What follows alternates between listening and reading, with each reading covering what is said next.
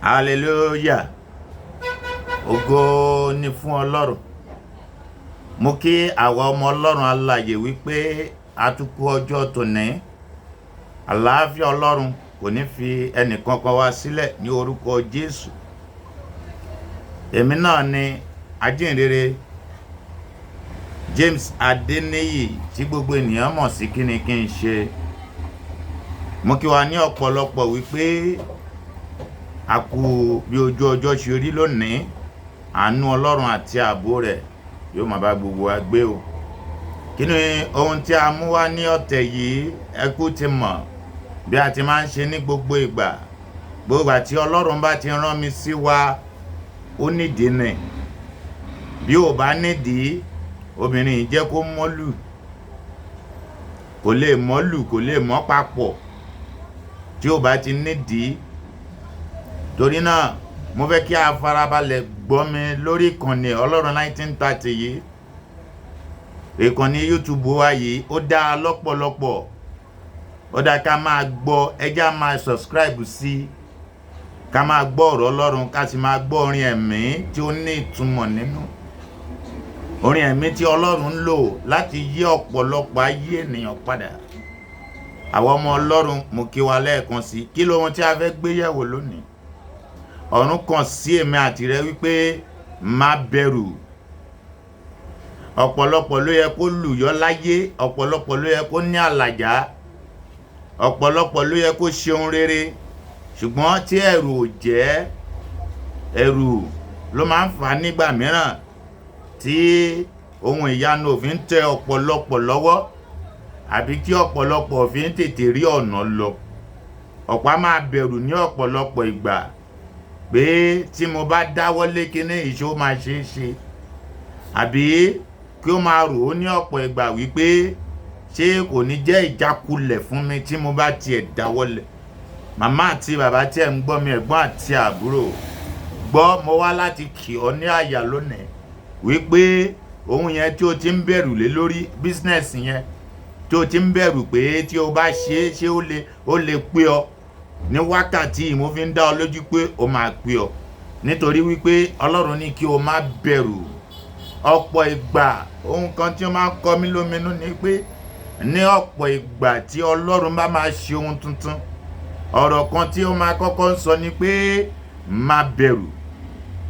Ọ̀pọ̀ ìgbà ni o, tí a bá wọnú Genesis 15 verse 1, ẹjẹ́ àjọkà, ẹ rí pé nígbà tí Ọlọ́run fẹ́ ṣe ohun ọ̀tun nínú ayé bàbá wa Abrahamu, ọ̀rọ̀ gbólóhùn ẹ̀kọ́ tó kọ́ sọ jáde náà ni pé Abrahamu má bẹ̀rù.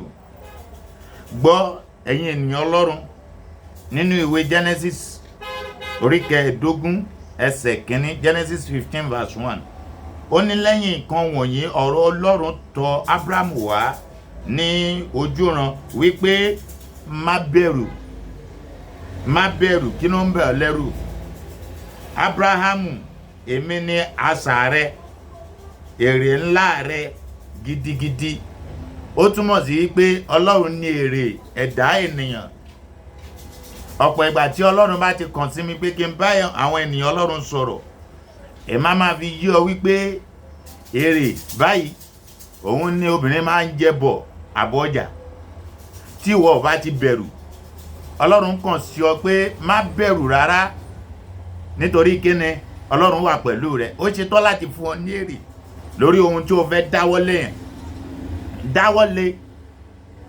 Ọ̀pọ̀ ìgbà ló ti ń bẹ̀rù bísínẹ́sì yẹn pé àti ń bá ṣe báwo ló ṣe máa rí, ìwọ ṣáà dáwọ́lé náà.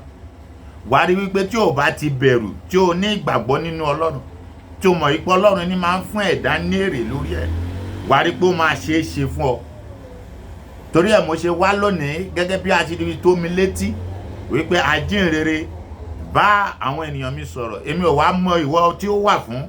Ó lè jẹ́ obìnrin, ó lè jẹ́ ọkùnrin, ó lè jẹ́ ọmọdé, ó lè jẹ́ àgbàlagbà. Ṣùgbọ́n bí o ṣe ń gbọ́ mi ní wákàtí ọ̀wọ̀ yìí, má bẹ̀rù. Má bẹ̀rù rárá.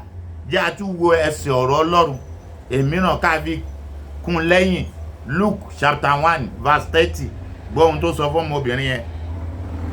Ẹ gbọ́ ohun tó sọ fún. Torí ní ọ̀pọ̀ ìgbà ló jẹ́ wípé ní ìgbà tí ìwọ bá wò wípé ṣé òpin ti dé náà nìyẹn? Òpin ìdè o, òpin ò tí ì dé rárá.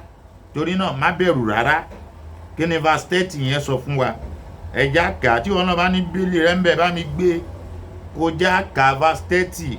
Ó wí fún wa wípé áńgẹ́lì náà sì wí fún un pé má bẹ̀rù Màríà, má bẹ̀rù Màríà. Ṣé orúkọ tiwọ ṣé James ló ń jẹ́ àbí Sunday? Má bẹ̀rù. Olúwa kàn sí ọ lónìí pé kó má bẹ̀rù, má bẹ̀rù Màríà. Áńgẹ́lì náà sì wí fún un pé má bẹ̀rù Màríà, nítorí ìwọ ti rí ojú rere lọ́dọ̀ Ọlọ́run. Ó ti rí ojú rere lọ́dọ̀ Ọlọ́run. Gbọ́ mi màmá àti bàbá, torí pé ẹ ti ẹ̀rí wọ́ràn yìí wò lásán, ẹ ti rójú rere. Ọ̀pọ̀ ìgbà tí Ọlọ́run bá ṣe ìyanu nínú ayé ènìyàn ní gbólóhùn yẹn máa ń jáde wípé má bẹ̀rù. Má jẹ́ kí ọkàn rẹ pòrúurú rárá. Tó bá rí nígbà tí Jésù fẹ́ sọ fún àánú nínú ìwé Jòhánù orí 14, ẹ jẹ́ àjọ wò. Ìgbà tí Jésù fẹ́ sọ̀rọ̀ nínú ìwé Jòhánù orí 14, gbọ́ ohun tó òun náà wí. Jòhánù orí 14, wàá gbọ́ ohun tí ó sọ fún ọ níbí báyìí o. Nígbà tó ń tọ́ka wa sí pé ibi tí òun lọ o, báyìí ni o, òun ò lè ṣaláì má pèsè àyè lẹ̀ fẹ́mi àti rẹ̀. Tó bá wo orí 14 ẹsẹ̀ 1, ó ní ẹ má ṣe jẹ́ kí ọkàn yín dàrú. Má bẹ̀rù ló ń jẹ́ bẹ́ẹ̀. Má jẹ́ kí ọkàn rẹ dàrú. Nípò ọ̀pọ̀ ìgbà tí ẹ̀dá bá ti ń bẹ̀rù, kò lè ro ohun kan ṣe láyé tó máa tangible. Kò lè ro ohun kan ṣe láyé tí ó máa ní ìdúrótì dáadáa àbí tí ó lè rí tọ́ka sí nígbà tí o bá ti ń bẹ̀rù. Nítorí náà ó láti yọ ẹ̀mí ẹ̀rù kúrò nínú ayé rẹ kó bá lè rọ́nà lọ láyé. Mo wí fún ọ lónìí, torí ọ̀pọ̀lọpọ̀ á ti máa wò pé ajínrere àgbọ́ ọ̀rọ̀ rẹ̀. Ṣùgbọ́n bí a ṣe ti fi tó mi létí ní ọ̀sán ọjọ́ tòní, ni mo ní kí n sọ fún ọ pé má bẹ̀rù. Torí bí mo ṣe jókòó, ẹ̀mí Ọlọ́run kò tàn mí wá ni. Ó ní ajínrere sọ fún àwọn ènìyàn mi kí wọ́n má bẹ̀rù. Èmi náà wá ń bí o, kí èmi náà kó má bẹ̀rù, kí ìwọ náà kó má bẹ̀rù. Ohun rere ń bọ̀ níwájú rẹ. Ayọ̀ ń bọ̀ níwájú rẹ. Ìdùnnú ń bọ̀ níwájú rẹ. Oríire ń bọ̀ níwájú rẹ. Ó ti kù díẹ̀, ó fẹ́ lọ àlùyọ náà. Má bẹ̀rù, gbé ẹ̀mí ẹ̀rù kúrò kí o gba Ọlọ́run gbọ́. Èyí tó ṣe pàtàkì níbẹ̀ ni pé gba Jésù ní Olúwa àti olùgbàlà rẹ. Tí o bá ti gba Ọlọ́run gbọ́, àbùṣe ti bùṣe, àbùṣe bùṣe, tí o sì ní ẹ̀mí ìgbàgbọ́ tí ó yè koro, ẹ̀mí ìgbàgbọ́ tí ó yè koro. Ó ní má bẹ̀rù, má bẹ̀rù. Ní ẹ má sì jẹ́ kí ọkàn yín dàrú. Ẹ gba Ọlọ́run gbọ́. Ẹ gbà mí gbọ́ pẹ̀lú. Nínú ilé bàbá mi ọ̀pọ̀lọpọ̀ ibùgbé ni ó wà. Ìbá má ṣe bẹ́ẹ̀, èmi bá ti sọ fún ọ. Ṣé orí lọ́dọ̀ Ọlọ́run ọ̀pọ̀lọpọ̀ ìbùkún ló wà tó fẹ́ fún ọ. Ọ̀pọ̀lọpọ̀ ayọ̀ ló wà tó fẹ́ fún ọ. Ọ̀pọ̀lọpọ̀ oríire ló wà tó fẹ́ fún ọ. Ẹlòmíì oríire rẹ̀ ti fẹ́ tẹ̀ lọ́wọ́, ṣùgbọ́n ìgbésẹ̀ ohun tó yẹ kó ṣe tó ń bẹ̀rù lé lórí tí kò ṣe, òun lè jẹ́ kí oríire yẹn kó tẹ̀ lọ́wọ́. Jẹ́ n tuntun sọ fún ọ kó lè gbọ́ o. Ọ̀pọ̀lọpọ̀ ìgbà ló jẹ́ wípé oríire rẹ ti kù díẹ̀ kó tẹ̀ ọ́ lọ́wọ́, ṣùgbọ́n nítorí pé ẹ̀rù bíbà rẹ láti ṣe ohun kan àbí ìgbésẹ̀ kékeré tí ó yẹ kí o gbé láyé tí o gbé, òun lè jẹ́ kí oríire yẹn tẹ̀ ọ́ lọ́wọ́, tó fi dàbí pé oríire yẹn fà sẹ́yìn. Torí náà o ní láti jáwọ́ kúrò nínú ẹ̀rù bíbà. Má jẹ́ kẹ́nikẹ́ni dẹ́rù bà ọ́. Má gba wòlé kankan láyè láti dẹ́rù bà ọ́. Kí ló ń ṣe ọ́? Gbé ọkàn rẹ sí ọ̀dọ̀ Ọlọ́run. Má gbé ọkàn rẹ sọ́dọ̀ ènìyàn. Asán ni ènìyàn, ìgbẹ́kẹ̀lé ènìyàn asán ni o. Kò sí nǹkan kan bẹ̀ bí o ṣe ń gbọ́ mi yìí. Torí náà mo rọ̀ ọ́, mo bẹ̀ ọ́. Eléyìí ó ti mọ̀ mí tẹ́lẹ̀tẹ́lẹ̀, ẹ ti mọ̀ mí màmá àti bàbá. Èyí ò ń sọ̀rọ̀ wípé ìṣòro rẹ mo wó wá kíní kan. Mo ní láti bá ọ sòótọ́ ọ̀rọ̀.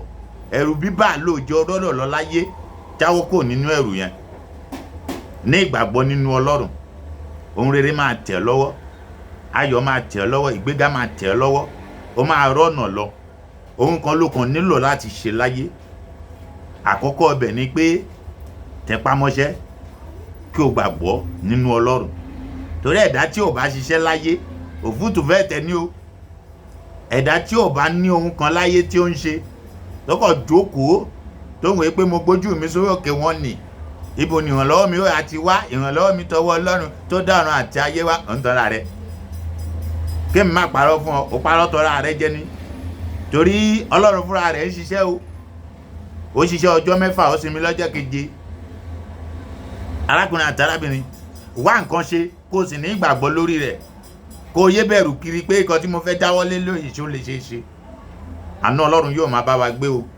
Mo bẹ̀ wá, mo rọ̀ wá, ẹ já mú ẹ̀mí ẹ̀rù kúrò nínú ayé wa kí ọ̀nà wa bá lè rójú, kó bá lè ráàyè.